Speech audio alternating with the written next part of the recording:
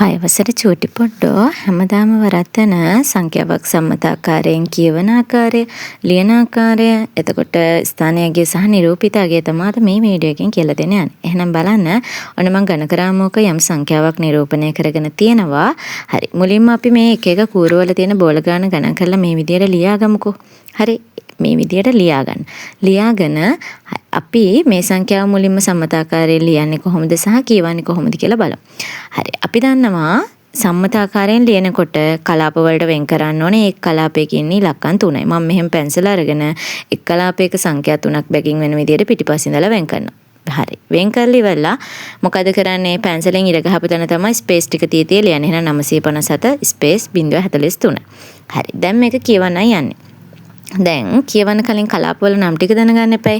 පිටින් පස්සේ එක්කෙනා එකක වෙද්දී 957 කියන්නේ දහස් කලාපයට අයිති ඉලක්කම් 3.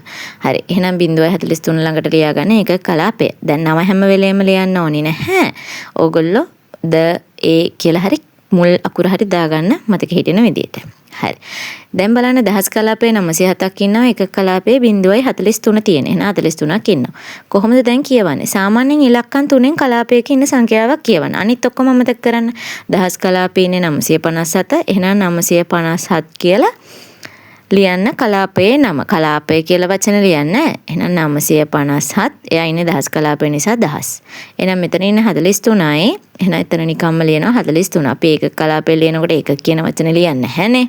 එහෙනම් මේ තියෙන සංඛ්‍යාව කීයද? 957,43යි. හරි. දැන් මම මේ සංඛ්‍යාවම අරගෙන කියලා දෙනවා ස්ථානීයගේ සහ නිරූපිතගේ මතක තියාගන්න විදිය.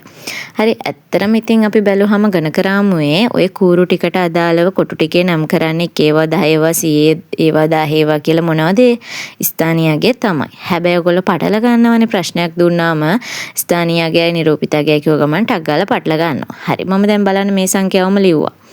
හරි. දැන් එක එක්කෙනාට අදාළව මට කියන්න මෙතන ඉන්නේ කේවා නම් අපි මෙතන ලියන්නේ මොකද්ද? 3 වෙනුවට දාන්න 1. එකේවානේ 1 දාන්න. 4 කියන්නේ 10 ඒවා ගොඩේ ඉන්න අය. එහෙනම් 10. මෙතන ඉන්නේ 100. මෙතන ඉන්නේ 1000. ඊළඟට 5 කියලා කියන්නේ 10000ට අයිති කොටස. එහෙනම් 9 කියලා කියන්නේ 100,000ට අයිති කොටස. හරි. මම මෙන්න මේ විදිහට ලියාගත්තා. ඇත්තටම මේ ටිකනේ ලියලා තියෙන දැක්කනේ. ඒවා කියන වචනයෙන් ඉතුරු ටික ලිව්වා. එහෙනම් මේ ටික මොකද්ද මේ? ස්ථානීයගේ. සරලව කිව්වොත් ස්ථානීයගේ කියලා කියන්නේ යම් සංඛ්‍යාවක එක් ස්ථානයට අදාළ අගය. හරි. එතකොට ලියලා තියෙන ඉලක්කම අපිට වැදගත් නැහැ. ස්ථානීය දිහා බලලා අගය ලියනවා. හරි. 1 ඒවා 3යි නම් 3යි. එහෙනම් 4 ඒවා 10ක් කියන්නේ 40යි. 100 ඒවා 0යි කියන්නේ 0යි. එහෙනම් 10 ඒවා 7යි කියන්නේ කීයද? 7000යි.